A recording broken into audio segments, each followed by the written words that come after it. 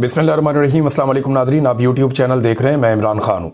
Number एक ये है कि इमरान खान साहब की मुलाकातों के हवाले से जितने भी केसेस हैं उन सबको इकट्ठा करके, क्योंकि वो उनकी फैमिली ने भी केसेस किए हुए हैं और उनके पार्टी के दीगर लीडर्स हैं उन्होंने भी केसेस किए हुए हैं।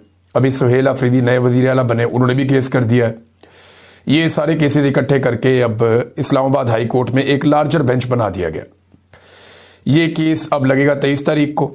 जवाब तलब कर लिया अदालत ने कि ले और ये सारे जवाब अपना अपना सुप्रिटेंडेंट जेल को भी बाकी सबको भी कहा कि ये अपना जवाब ला के जमा करवाएं, बताएं आप क्यों नहीं इमरान खान की मुलाकातें करवा रहे हैं, रीज़न क्या है।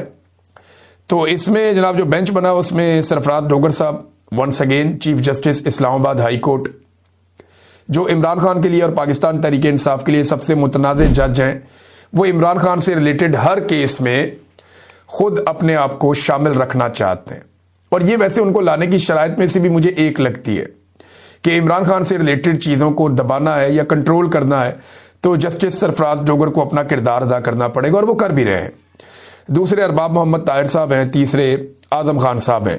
ये जजेस हैं जो लार्जर बेंच में अब केस सुनेंगे कि इमरान खान साहब की मुलाकातों का मामला क्या है। उम्मीद है कि कोई रास्ता शायद निकले, क्योंकि अदालत के बाद ये तो इख्तियार होता नहीं है कि वो मुलाकात रोक दे। ये तो उन्हें कहना तो यही पड़ेगा अल्टीमेटली कि मुलाकात करवाई जाए। अब उसके अंदर वो दूध में मेंगड़े कैसे डालनी है और काम कैसे ख़राब करना है ये हम देख लेंगे, एक आधे दिन में चीज़ें सामने आ जाएंगी। अब नाजरीन एक और इम्पॉर्टेंट चीज़ है, वो भी मैं आपके साथ शेयर करता हूँ। राना सनाउल्लाह साहब ने स्टेटमेंट दिया और वो ये कहते हैं जनाब क्या ज़रूरत है इमरान खान को सुहेल अफरीदी से मिलवाने की। मामला ये है कि इस वक्त निज़ाम कोशिश कर रहा है कि वज़ीर आला सुहेल अफरीदी की इमरान खान साहब से मुलाकात ना हो। जब तक एक्सटेंशन नहीं हो जाती तब तक तो बिल्कुल ना हो। मामला वो क्लियर हो जाए तो फिर बेशक मिलवा दें, क्योंकि इमरान खान साहब कोई एहतजाजी तहरीक चलाने का या कोई हैवी किस्म की मूवमेंट का, कोई मोमेंटम बनाने का वो भी कह सकते हैं, ऑर्डर दे सकते हैं। तो मुलाकात ना करवाने में क्या हर्ज है, ये कहा राना सनाउल्लाह ने। कहाँ लिखा है कि वज़ीर आला की लीडर से मुलाकात करवानी चाहिए? जेल रूल्स में एक ही बात लिखी है कि कैद शख्स से उसके करीबी रिश्तेदारों और वकील से मुलाकात करवाई जाए। राना सनाउल्लाह साहब ने यह कहा। अब जेल रूल्स के अंदर लिखा है, ये रूल नंबर 92 है, ये पढ़ना चाहिए राना साहब को। वकला, फैमिली, रुफका, दोस्त, लीगल एडवाइजर मिल सकते हैं। हालांकि रूल्स 1978 में बनाए गए। और एक और चीज़ भी है कि नवाज शरीफ साहब जब मिलते थे सबसे, तो उस वक्त ये रूल कहाँ थे जिनके बारे में राना सनाउल्लाह साहब कह रहे हैं। तो मुझे हैरत होती है कि इन लोगों को याद नहीं है कि ये पहले भी जेलों में रह चुके हैं और इन्हें पता होना चाहिए कि जो कुछ इन्होंने इस पाकिस्तान के साथ कर दिया है इन्हें दोबारा भी जेलों में जाना पड़ेगा। वजह क्या है? वजह यह है कि जिस किस्म का कत्लेआम हो रहा है, अब ये आसिम मुनीर साहब के खाते में तो पड़ना नहीं है, ये तो वज़ीर आला के खाते में पड़ेगा या आईजी उस्मान अनवर के खाते में पड़ेगा। चाहे गोली रेंजर ने चलाई हो, चाहे पुलिस ने चलाई हो, जिसने भी किया है, जो जिम्मेदारान डिक्लेयर होंगे ना, ये जो इस्लामाबाद के आईजी हैं अली नासर रिजवी, इनके ऊपर ये सारा बोझ आएगा जो कत्लेआम इस्लामाबाद में हुआ। तो इन लोगों को अभी अपनी मौत नजर आ रही है, उन्हें पता है उनके साथ क्या होने वाला है। और जब भी कभी इनका सारों का जो बोझ है वो आसिम मुनीर साहब के कंधों पे है। जब तक वो ये बोझ उठा के चल सकते हैं तब तक तो मामला चलेगा। आसिम मुनीर साहब अगर इस सारे मंजरनामे से गायब होते हैं या बाहर निकलते हैं तो फिर इन सबको पूछने वाला कोई नहीं होगा। ये यतीम हो जाएंगे, मस्कीन हो जाएंगे, इन्हें बचाने वाला कोई नहीं होगा।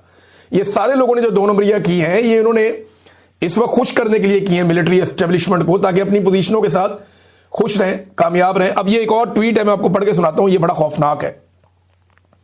शाहिद असलम साहब ने किया और देखें इस ट्वीट में बहुत सारी इंफॉर्मेशन भी है। मेरी उनसे बात भी हुई है, वो ये बात कहना नहीं चाहते खुद से, और वो बात मैं भी नहीं कहना चाहता, लेकिन हम दोनों की ये गुजारिश है कि आप इसके ऊपर इंक्वायरी करवा दें और एक साफ सुथरी इंक्वायरी करवा दें। और आईजी पंजाब तो ये इंक्वायरी होने नहीं देगा, लेकिन पुलिस को इस बात के ऊपर एक रिक्वेस्ट करनी चाहिए या आवाज उठानी चाहिए कि इसकी इंक्वायरी जरूर हो। अब उन्होंने लिखा क्या, जरा ये देख लेंगे। टीएलपी के खिलाफ किए गए ऑपरेशन पर हुकूमती वजीर की मशकूक वजाहत के बाद अहम ओहदे पर तैनात सोर्स से बात हुई है। ये शाहिद असलम साहब की बात हुई है। थोड़े दिन पहले मैंने भी आपको सोर्सेज से कुछ इंफॉर्मेशन दी थी।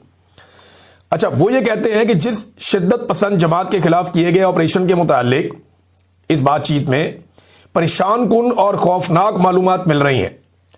खौफनाक मालूमात और परेशान कुन। मेरे पास भी इसी तरह की मालूमात है कि कत्लेआम हुआ है बड़े पैमाने पर। चंद एक सवाल गौर तलब है, ऑपरेशन पुलिस ने किया या रेंजर्स ने? या दोनों की मुश्तरका कार्रवाई थी? अच्छा, मेरे साथ जो पुलिस वालों ने इक्का दुक्का ने मेरे सोर्स से बात की, उन्होंने कहा जी पुलिस ने गोली नहीं चलाई, ये गोली लॉ इन्फोर्समेंट दूसरी इदारों ने चलाई है। उन्होंने रेंजर्स का नाम तो नहीं लिया, लेकिन उन्होंने कहा, जो मेरे सोर्स ने बताया, उन्होंने कहा जी पुलिस ने गोली नहीं चलाई। हाँ, एक आधे बंदे ने कहा कि वहां रेंजर्स गोली चला रही थी। शिद्दत पसंद जमात से कौन सा असला, बंदूकें और पिस्तौल और गोलियां बरामद हुए, ये भी इन्होंने सवाल उठाया। एसएचओ को लगने वाली गोलियां कौन सी थी, किस बंदूक से निकली थी? क्या पोस्टमार्टम में ये बातें सामने आएंगी कि किस बंदूक की गोली से एसएचओ साहब की जान गई? और याद रखिएगा, उन्हें बहुत सारी गोलियां लगी हैं, एक गोली नहीं लगी एसएचओ साहब को, जिनकी शहादत हुई है वहां पे मुरीदके में। और एक को क्लेम यह भी सामने आया कि शायद वो उस वक्त यूनिफॉर्म में नहीं थे, वो गालिबन सादा कपड़ों में थे। बहरहाल अभी ये चीजें अंडर इन्वेस्टिगेशन है ना, ये होनी चाहिए इनकी। एक जुडिशियल कमीशन बने, वो हर चीज की तहकीकात करे, एक एक चीज को देखे, फोरेंसिक एविडेंस इकट्ठा किया जाए। अगर शिद्दत पसंद जमात ने अंधाधुन फायरिंग की थी तो पुलिस पे, तो एसएचओ के अलावा और कितने पुलिस वाले जो हैं वो शहीद हुए वहां पे? लेकिन अगर सामने से कोई अंधाधुन फायरिंग कर रहा है तो सिर्फ एक बंदा तो शहीद नहीं होगा, ये भी सवाल पूछा गया और कितने पुलिस वाले शहीद हुए? शिद्दत पसंद जमात के अब तक कंफर्म्ड जाँ बहक लोगों को किस बंदूक की गोलियां लगी? कोई पोस्टमार्टम हुआ? किसी भी शिद्दत पसंद जमात और इनके तरीकेकार से लाख इख्तलाफ। टीएलपी ने पहले भी लोगों का जीना मुश्किल कर दिया था, पुलिस पर हमले भी किए थे, लेकिन गोली से हलाकतों का मामला यहां पहली मरतबा सामने आया है। इसलिए हकायक का खोज लगाना चाहिए कि अपने ही लोगों पर सीधी फायरिंग क्या एक न्यू नॉर्मल तो नहीं बनाया जा रहा कि एक मामूल बना दिया कि मारो अपने लोगों को भी गोलियां? क्योंकि देखिए, टीएलपी ने लोगों को बहुत मारा है माजी में, डंडों से, सोटों से, कत्लेआम भी हुआ। कई जनूनियों ने जो कत्ल किए हैं, टीएलपी ने उसको ओन भी किया, लेकिन गोलियां नहीं चलाई। इससे पहले हमने ये नहीं देखा कि गोलियां मार रहे हैं लोगों को। यहां पे पहली मरतबा ये क्लेम सामने आया, इसकी जुडिशियल इंक्वायरी होनी चाहिए, पता चलना चाहिए। बहरहाल मुफ्ती मुनीब ने मुलाकात की है और मुलाकात के बाद मुफ्ती मुनीब साहब अब ठंड प्रोग्राम करने की कोशिश करेंगे।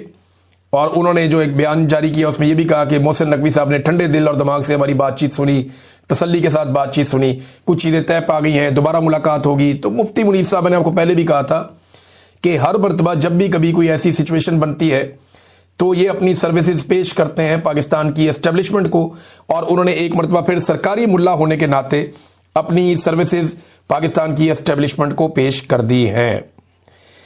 अब नादरीन, एक मरियम नवाज साहबा फिर पकड़ी गई एक मरतबा। इनको पता नहीं क्या अजीबोगरीब आदत है, ये कोई ना कोई ऐसी हरकत कर देते हैं कि उसके थोड़े अरसे के बाद पकड़े जाते हैं। हाल ही में इन लोगों ने रोला डाल दिया, शोर मचा दिया कि जनाब मरियम नवाज ने बहुत बड़ा कारनामा कर दिया, और इंपीरियल कॉलेज है लंदन का, उसका कैंपस जो है वो पहुंच रहा है। अगले वीलॉग में आपको बताऊंगा। अब तक के लिए इतनी, अपना ख्याल रखिएगा, अपने चैनल